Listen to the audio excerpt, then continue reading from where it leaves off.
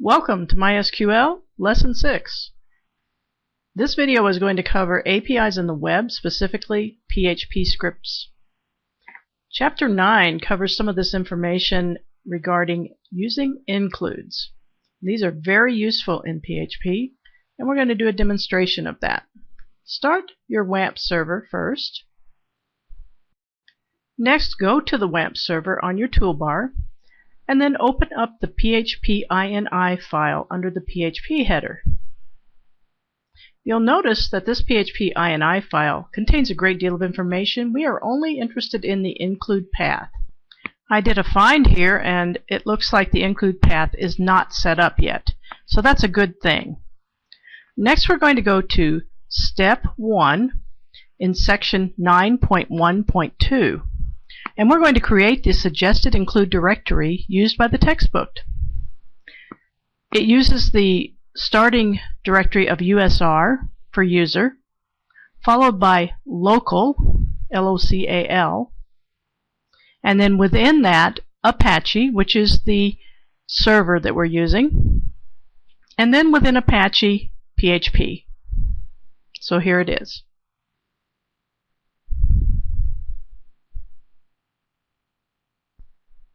Be sure to follow along with section 9.1.2, and this should complete part 1 or step 1 of that section. And you should have a folder path that looks like this. The second step is to go out and actually edit the PHP ini file. And that would be part 2 of this section 9.1.2. A good rule of thumb that I try to follow when editing these files is to always make a copy. So I'm going to save this file as another file name so that I have the original. And be sure and choose the type all files when you do the save as, because the notepad tends to change it to text. And then I give it a really easy name to identify, php-save.ini. That way I have the original file in case I have to revert back to it, and I can just rename it. I'm going to close the editor and then go back to my WAMP server and again open it for editing so that I have the original. I'm going to use the find to find the word include. There are some comments that tell me exactly how to set up includes in this file. And this way I can locate the correct section to change. We're going to look for the include path. And there are quite a few commands that have the word include, so just keep using find next until you see this one that says paths and directories. Notice that there's a Unix version and a Windows version. Of course, I'm going to use the Windows version because that's what I have. Also notice that the include path requires a backslash between your folders. That is the format of directories in Windows. We're going to remove the comment at the beginning, that's the semicolon, and then change the path. We're going to start with the USR, and then backslash, LOCAL, backslash, Apache, backslash, LIB, backslash, PHP. And that should be the entire command, just like in your textbook. So be sure and change yours accordingly. To document your change, I do suggest that you add a comment here that just shows that this is part of your MySQL course. So you put in a semicolon and then the comment that you want. In my case, I put MySQL course. And finish with the word path. Go up to the top and save the file and then exit. That completes step 2 of this section, and now we're going to move on to step 3, which requires us to edit the PHP file. But first, I'd like to take an opportunity to show you a few editors that will make the editing of PHP files much easier task for you. You can select an editor based on your own personal preferences, but keep in mind that Notepad and WordPad might not work too well with this type of editing. I recommended Notepad++, which I found. It's a free editor, found it online. There are some that you would have to pay for, and they are across all different platforms. So pick one that you prefer and try it out. So now let's continue on with step 3, and edit the php_pdo file. This is going to be stored under your samples and exercises sampdb subdirectory under the PHP API subdirectory. It's called sampdb_pdo. You'll want to copy it and then paste it over into that new directory that you created earlier at the very lowest level under the PHP. I'm going to open it up with my editor, which is Notepad++. Be sure and read the comments at the top of this file when you do this yourself. The first change you will need to make is to modify sampdadm on this line to your own user ID and modify secret to your own password.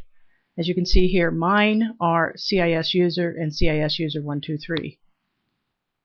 Now, any PHP file that includes this particular file will be able to call the function sampdb_connect and use your ID and password to connect to your MySQL. After making that change, you'll want to save this file and go on to step 4 in your text. Use your editor to open another PHP file and locate it in the wamp/www/ushl folder. It would be the index file. This is the same index file that we opened when we were doing the demonstration video of how to install WAMP server. So, step 4 in 9.1.2 instructs us to add a comment to document our changes. We won't need to keep a copy of this file, we'll just edit it in place. It also instructs us to add a line right below the comment and right above the try command. And that's the require_once command. What that will do is it will include this file, sampdb_pdo, which is the file that we just modified to contain our user ID and password. So it's going to load that up one time, making it available to us. Next, we're going to go down and remove some comments here. For db_connect, we're not going to be coding that any longer.